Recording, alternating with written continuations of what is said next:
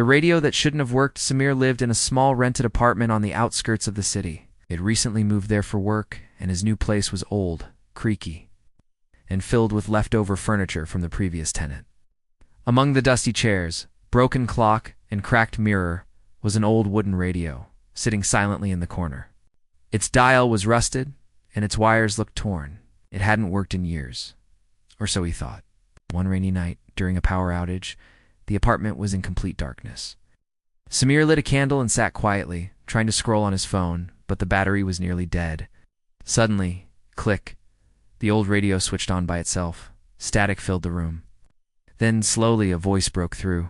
"Samir, can you hear me?" Samir froze. The voice was faint, distant, but it said his name.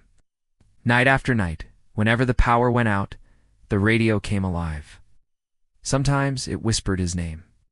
Other times it gave strange warnings. Don't take the left road tomorrow. Don't trust the man in the blue jacket. Stay inside at midnight. At first, he thought it was a prank. But then, the warnings came true. One night he ignored the radio and took the left road to work. Minutes later, he saw a terrible accident ahead. If he had left earlier, he might have been in it. Another time, a stranger in a blue jacket tried to scam him near the bus station. Whoever or whatever was behind the radio, it was protecting him. Weeks later, one stormy night, the radio came on again. But this time, the voice was trembling, urgent. "Samir, leave the apartment. Now. Run." His heart raced. He grabbed his keys and bolted into the rain, not even stopping for shoes. As soon as he reached the street, a deafening crash shook the ground. He turned around. The roof of his building had collapsed. His apartment was crushed under bricks and beams. Shaken, Samir returned days later to collect what little survived. Among the rubble, he found the radio. Miraculously, it was intact. Curious and terrified, he turned the dial one last time.